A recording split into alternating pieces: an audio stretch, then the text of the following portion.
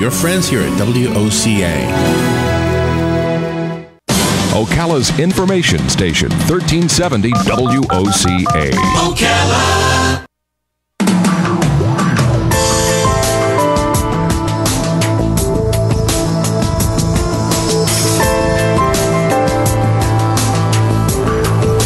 All right, 6 minutes after 9 o'clock. Thank you for tuning in. You know, they said the average person is going to spend $700 for Christmas this year. Yeah. 700, right? Yep. That's why most of us can't even fathom what it's like to have a $300 million corporation. Exactly. That's why it's very, very hard for us to relate sometimes to the Warren Buffetts of the world, et cetera, et cetera.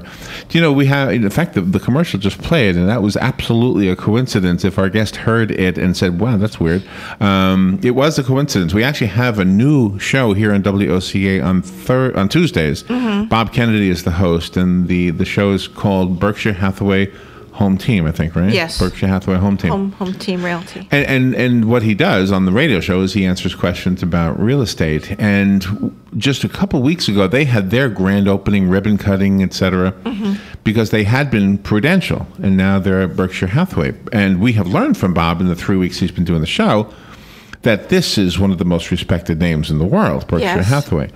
So when I got the call from our publicist, Sam Glazer, I don't even know where Sam is. He in New York? Yes. He called in and was pitching this to me. I said, "Isn't this strange? We just signed on a guy who's going to talk about stuff from Berkshire Hathaway." Well, I've learned very little compared to what there is to learn, and I never even knew that there was concern, I guess, among analysts, maybe investors, that this wouldn't work. That when Warren Buffett decided to get rid of, sell, I don't even know how to phrase this. We're going to everything I got wrong is going to be corrected in just a second by a guy with a wonderful name, by the way. Yes. Lawrence is his first name. Yes, matches yours. And he goes by Larry. I know. Same as me. I know, you're soulmates. And anyway, so the book is called Berkshire Beyond Buffett, The Enduring Value of Values. So this is super interesting on more than one level. Real quickly, let me give you Lawrence Cunningham's credentials. He's a leading authority on Warren Buffett, so we'll start there. He's a leading authority on Berkshire Hathaway and on corporate governance and culture. He's the editor and publisher of Warren Buffett, Lessons for Corporate America. He himself is an attorney, a professor of business law at George Washington University, and a contributor to the New York Times, the Financial Times, and director and boards Columbia Law Review, and his book again is called Berkshire Beyond Buffett, The Enduring Value of Values. All right, Lawrence Cunningham, good morning. Do I call you Larry or Lawrence? You can call me Larry. Thanks so much for that nice introduction. Well, you're welcome. You can call me Larry, too. Terrific. My birth certificate also says Lawrence. Yes. Well, thank you for being on the air. I'm going to tell you that this is one of those interviews. Robin and I do thousands of interviews, okay? Probably that's not an exaggeration over the 12 years we've been doing this. But I must say, I feel so ineligible to be talking about this subject with you, so you're going to have to maybe talk down to me a little bit on purpose. I'll need that, I think, to understand some of this. So where are you right now? Where are you calling from? I'm in New York City. All right. How did this start? How did Warren Buffett start out with Berkshire Hathaway, and where does the name come from? Berkshire Hathaway was a New England textile mill that Warren Buffett bought in 1965, and it was the worst investment he's ever made because at that time, cheaper labor was just starting to emerge, far cheaper in the South of the United States than it was in New England, and then soon it became obvious you could have these textile and garments and things made in China and elsewhere for a fraction of what it cost in New England, and container shipping emerged at that time, so it was easy and cheap to ship things back here, and so that company turned out to be a total dog, and Warren, he held on to it for 20 years, but he eventually shut it down. Yeah. He bought it as an investment, obviously. Yeah, and so, but he kept the shell, basically. He kept the company running for a long time. But Berkshire Hathaway then, and this is really where he got the kickstart, bought a few insurance companies, property and casualty insurance companies, and it did two things for Warren. One, these insurance companies generated cash that he could invest. People pay premiums on their insurance policies, on day one, and the company holds that money until some future date when it has to pay claims on its policies. And so between the day someone pays a premium and the time the company has to pay out, the company gets to invest that money. And Warren was really good early on at investing the insurance funds, and so he invested initially in common stocks, at small minority stakes in big public companies like American Express, Coca-Cola, nowadays IBM, Wells Fargo, and he was very good at investing that cash in these common stocks, and the value of the portfolio there kept rising and rising. And then, flash forward, 20 years to the 1980s, he, by that time, had become really famous as a stock picker, and everyone, even today, thinks of Warren Buffett as, the greatest investor ever. But move forward another 20 years to now, what has happened in the recent past at Berkshire is that it's become so big that those insurance companies are now still important, but far less important, and those common stock positions are important, but far less important. But what it is now is a big conglomerate operating industrial companies, manufacturing businesses, service businesses in just about every artery of commerce. And so what this book does is it chronicles that big transformation from the old days when Warren was a insurance operator with really good stock picking skills to now the overseer of this enormous and diverse and sprawling conglomerate. So the name Berkshire Hathaway is on more than just real estate companies. Yeah, that's right. Now that's a new thing. That real estate company that you were talking about is a relatively new thing. That idea to brand Berkshire Hathaway began about a year ago at a company, an energy company that used to be called Mid-American Energy. It's one of the largest energy companies in the United States. It's based in Des Moines, Iowa. What do they sell? Electricity and power. Okay. Mostly to residential, grid users, but also to businesses. And they do this through old-fashioned, traditional electric generation, coal-powered plants. Okay. But also, increasingly they're using wind and solar, and they're in California, Washington, Oregon, Nebraska, South Dakota, and they're expanding very rapidly. It's a very big company, and they own all these energy assets. And about 10 years ago, they also bought a real estate agency. It was actually based in Minnesota initially, and it was called Mid-American American Home Services, and the energy company is called Mid-American Energy. Well, about a year ago, the guy that's in charge of that company thought, look, Berkshire Hathaway has become pretty prominent, and it's probably going to be more and more prominent, and yet the company has never really taken advantage of that brand name. Wouldn't it be smart if we could put that name on products that everybody uses and get some mileage out of that? So this genius stroke led them to change the name of that energy company to Berkshire Hathaway Energy. And so now the consumers in all those states I just mentioned are increasingly recognizing, hey, Berkshire Hathaway, that's my energy company. And they're getting... And that's really smart at the company you were just talking about, the real estate agencies. Berkshire Hathaway renamed that business about a year ago, around the same time, Berkshire Hathaway Home Services, and it has grown so rapidly. It has. Wow. Yeah. Well, I already have a little bit better understanding of where we're going with this, and we have to take a little break. And when we come back, I want to hear more. I mean, I'm so interested in this. Just to buy a house. Every time Bob comes on, I'm thinking, okay, I'm going to buy a house. Berkshire Beyond Buffett is the name of the book. Lawrence Cunningham wrote it, and he's on the phone with us. We'll be right back with him in just a bit. The Enduring Value of Values is the subtitle of the book. We will take a little break, and we'll be right back. Are you tired of not using your home's outdoor space for entertaining or relaxation because of all the bugs and leaves? Consider adding a beautiful screen room or glass enclosure. We are Superior Aluminum and Design, a family-owned and operated business with 20 years experience in the aluminum industry, and we are accredited by the Better Business Business Bureau. If you appreciate superior workmanship, call Superior Aluminum and Design at 817-8058 or visit us on the web at superiораluminumdesign.com. Hi, my name is Dr. Erica Olstein with A Better You Healthcare Acupuncture and Eastern Medicine. As primary care physicians, we use acupuncture to treat back pain, arthritis, migraines, allergies, high blood pressure, thyroid disorders, hormone imbalances, stress, and more using all natural medical therapies. We treat the source of your problems, not just your symptoms. For more information, go to abetteryouhealthcare.com or call today to set up your appointment, 352-615-5566. Hospice of Marion County has an urgent need for volunteers to share a conversation with someone, run errands, hold someone's hand. All you need is a willingness to help others. Our volunteers believe the blessings they receive far exceed the services they offer.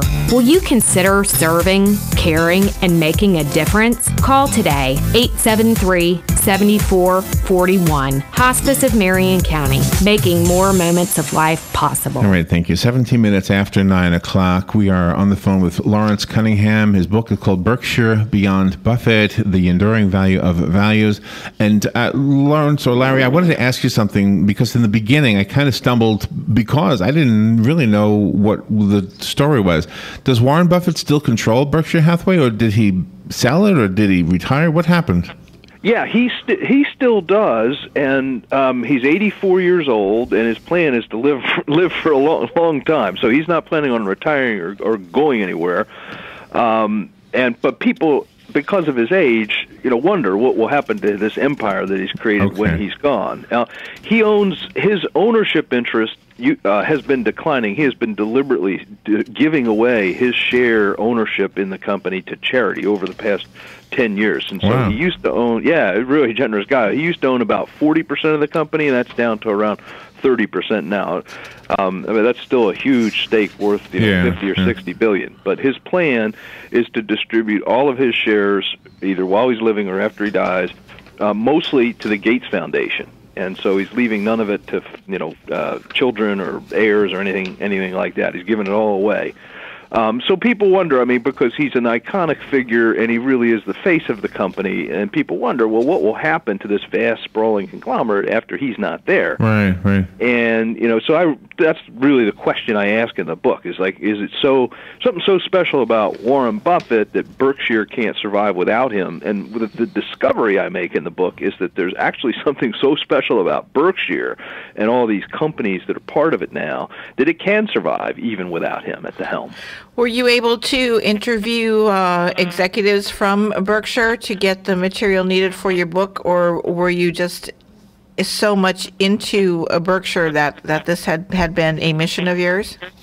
No, thanks. I did. I got access to the managers of the companies. That was a really important part of the research, really. I asked Warren too a couple years ago if he would greenlight this project. In other words, I know him and respect him and admire him, and sometimes people don't like having their life story and their mortality written about. So I ran it by him, and he said, "Sure, it would be fine with me." And I said, "Okay, well, what would really help is if I could talk to the people who run all the companies that are part of the family there, and would that be okay with you?" And he said, "Sure, that's fine with me." And then he told all of them, "Feel free to talk to Larry if he contacts you." And so I contacted virtually all of them, and more than half responded to a survey that I conducted, probing their business practices, philosophies, the values that they embrace, and that sort of thing.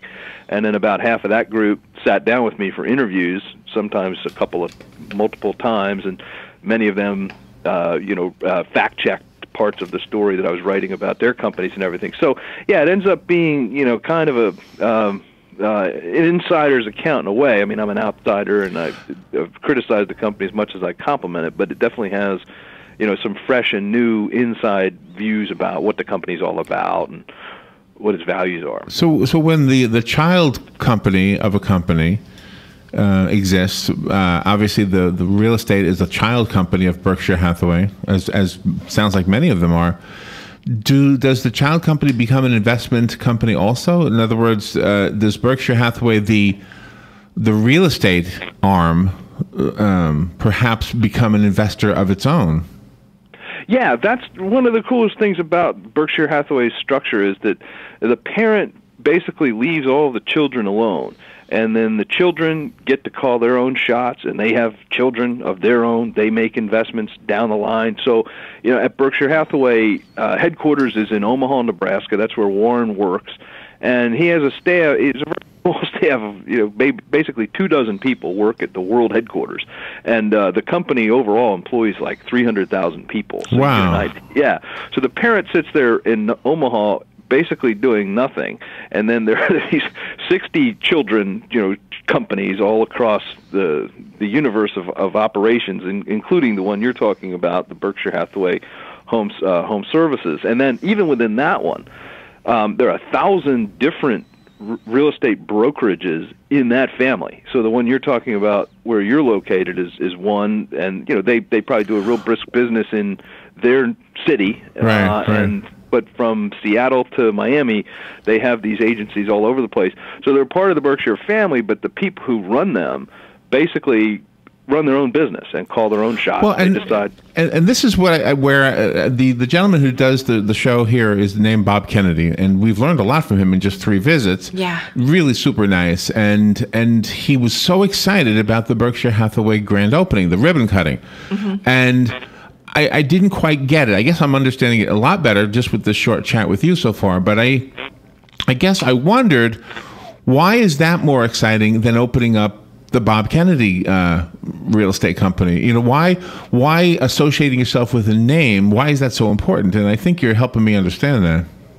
Yeah, and I mean, so Warren Buffett has become an iconic business figure. People admire him. He's one of the great businessmen of our time. And so what has been happening over the last 20 years is any time if Warren Buffett offers to buy your company, it's like a badge of honor that you have built a company that has succeeded, that has special set of characteristics that he admires and trusts. That's a source of pride for business people. And so it is with Kennedy. Berkshire Hathaway has acquired me, or we're partnering together, and so it's a huge badge of honor to have that association. And then the question I raised in the book, and this is really the question, the billion-dollar question, is is it because of Warren Buffett or is it because of Berkshire Hathaway, right? And a lot of people think, it's Warren Buffett's got the magic touch, and no one else is ever going to be like him.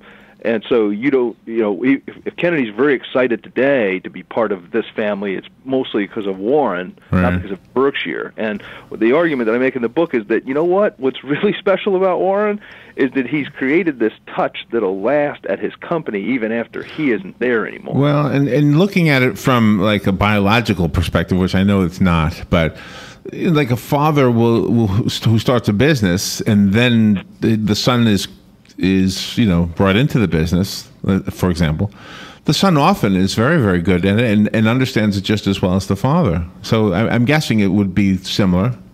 That's exactly. I mean, that's a perfect analogy. See, this stuff better than you might have thought. And, really? Yeah, and it's a question. And sometimes you have really good sons and grandsons, and you can get 2-3 generations. Sometimes you don't. And so that's kind of the debate. Is Warren Buffett's child here yeah. Okay, but see, this is going to be a weird, out of left field question, but trust me, I'm trying to ask it without sounding too stupid. But if I were in God's graces and I said, look, I want to be born into this family, but don't put me with those cousins because I don't like them. Or if somebody was to use that thinking with Berkshire Hathaway, if a genie came to me and said, Larry, which Berkshire Hathaway company do you want to belong to? I would call you up and say, which one should I pick? Do you know what I mean? Are they all created equul? Yeah, they are, actually. I mean, so they're in a lot of different industries. They're in just about every industry that you can imagine. They make paint, shoes, food, they sell insurance, they have this real estate agency, they make energy, they own a railway. I mean, just about every. But the striking thing, when you sit down and look at all of them, I look at 50 different companies in the book and dissect each one and have interviews with the CEOs of most of them, and I try to figure out what makes them tick. What are the management principles? What values do they stand for? And this is what blew my mind, is that the same traits kept coming up over and over and over again across all these subsidiaries. And so examples are... That's interesting. Yeah, it's pretty neat. They all tend to be thrifty. There's not a lot of extravagant spending. There's not a lot of overhead. And in fact, with that thrift, they tend to keep their prices low and pass through savings to their customers. They care very much about their customers. They're always looking out for the golden rule, right? Do unto others as you would have them to do unto you. They all have a sense of the long term. They think in terms of business going out, that it's a bunch of relationships. So it's about basically forever, like 5, 10, 20 years, not just how much can you squeeze out of the business today or tomorrow, but, what will make it last for a long time. And the fourth thing is that I discover is we've been talking a little bit about it. I call it autonomy. That it's totally decentralized. So Warren is calling no shots at any of the subsidiaries, and then the subsidiaries tend to delegate authority down their chains. So the real estate company, for example, there may be one person who's sort of overseeing all of those thousands of agencies, but each of the agencies are run by a person who calls their own shots. But if we were to invest in Berkshire Hathaway, we're essentially investing in all of them, right? Yeah, exactly. If you buy a share of Berkshire Hathaway, you get this, everything. Huge, diverse. Yeah, wow, which is pretty neat. Yeah, wow. And that's why, people joke, gee, Warren Buffett and Berkshire, they get these special opportunities because of who they are. People sell to them for less than they would sell to others, and they think, gee, that's they're jealous. That's unfair. I wish that could be me. And my answer is, you can buy Berkshire Hathaway stock. Just go on to Ameritrade or whoever you're. Interesting. Yeah. If a person who is a business owner reads your book, will he be able to grandfather in some of the qualities that the other CEOs have spoken about in your book to make their company better and grow? Absolutely. I mean, that's one of the reasons I wrote the book, because I really think these values that show up in all of these subsidiaries are values each of us can apply in our own businesses and maybe even in our own family life. I mean, that idea of the golden rule, do unto others as you have them do unto you. I mean, I illustrate in business context how valuable that can be, how that ethical, idea of doing well, doing nice, doing good to people turns out to be profitable. And I draw that out. So each of the stories, anybody reading it will say, wow, that really makes sense. I can apply that in my jewelry store, my paint store, my restaurant, or what have you. They'll get that as they read, and then I also, in the final chapter, sort of draw it all together and lay out, here are some 10 lessons, that you can take away. So it's supposed to be really reader-friendly like that. So Warren Buffett is the rock star of the business world, huh? I think so. Yeah, sounds like it. Wow. He would agree. Yeah, he's really fantastic. Usually, at this point in the interview, I will give away the book, but don't call me for it, because I know Bob Kennedy would love this book. So we'll hold on to it for Bob, and everybody else will have to go buy it. I'm so sorry. Exactly. Usually I give them away, Larry. Tell us how we can go buy it. What's the best way? The website? Yeah, the website has all the links. So it's an easy website, BerkshireBeyondBuffett.com. www.BerkshireBeyondBuffett.com, and it's got all the buttons where pick your favorite store, whether it's Barnes and Noble or independent bookstores or Amazon or whatever. And the website has a bunch of other cool stuff too, like a free sample chapter, and we're doing a book tour, and please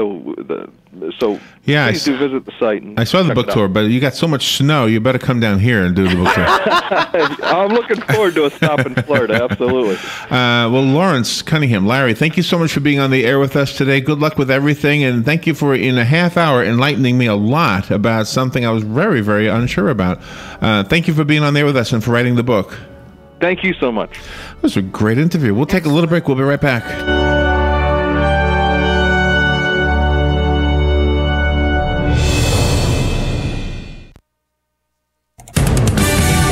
Fox News Radio, I'm Lillian Wu. It's early in the season, but parts of Buffalo, New York, blanketed by snow with even more possibly on the way. This is absurd. I've never seen anything like this before. Some places in upstate New York have 5 feet of it on the ground already, and forecasters say those totals could top 6 feet in some areas by this afternoon.